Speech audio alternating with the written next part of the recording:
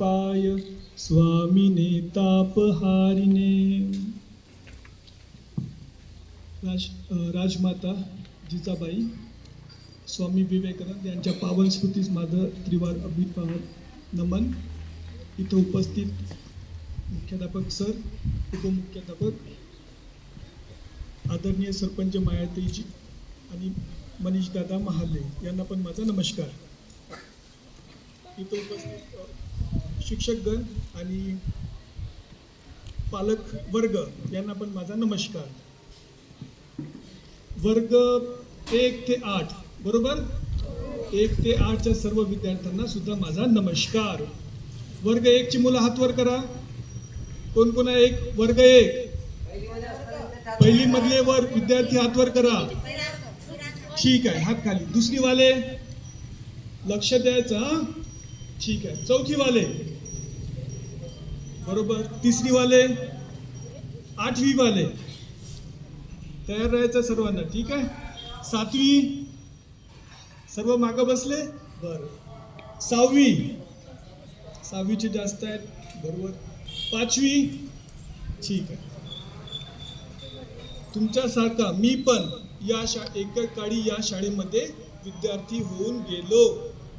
आधी आज पण माझं शिक्षण सुरू आहे. जसं तुमचं सुरू आहे तसं माझं पण सुरू आहे आणि हे जीवनभर चालू राहणारी गोष्ट आहे.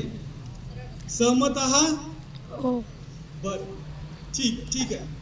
बघा, आपण आज राजमाता जिजाबाई आणि स्वामी विवेकानंद यांची जयंती साजरी करत आहोत. जिजाबाई म्हटलं की शिवाजी महाराज आणि शिवाजी महाराज म्हटले की शिवाजी महाराजांचा पराक्रम, त्यांनी स्थापित केलेले राज्य आणि त्यांचे किल्ले. तुम्ही लहान जे पोरं आहेत तिथं 1ली, 2री, 3री, 4थी कधी कधी किल्ल्यांचा खेळ खेळता बरोबर. रेतीमध्ये किल्ला तयार करता, विट्यांचा किल्ला तयार करता, दगडांचा किल्ला तयार करता. कोणी केलाय तुमच्यापैकी? कोणी केलाय का? 1ली, 2री, 3री, 4थी तुम्ही कधी किल्ले तयार केले आहेत का? असेच हजारो किल्ले शिवाजी महाराज आणि त्यानंतरचे आपले मराठी राजांनी आपल्या राज्यात तयार केले. आणि सौभाग्यानं इथून 5 ते 7 किलोमीटरच्या अंतरावर एक किल्ला आहे. काय नाव आहे त्याचं?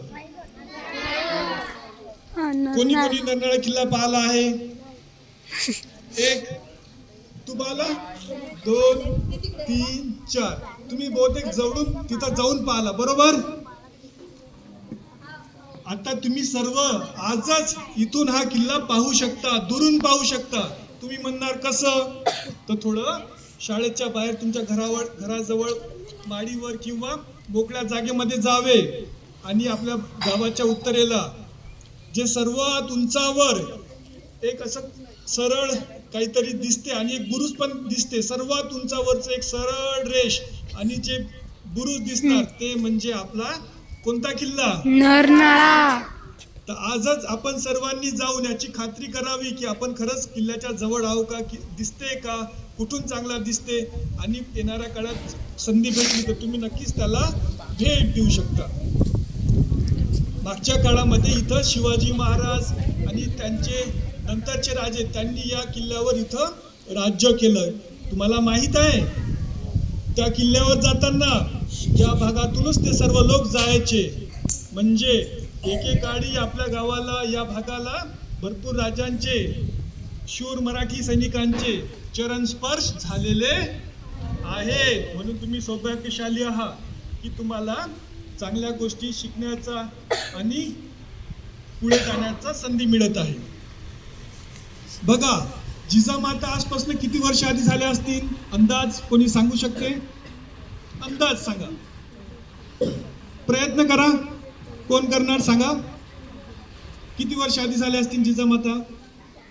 अंदाजी बसून सांगा पटापट. 1598 बरोबर. 98-96 म्हणजे जवळपास 400हून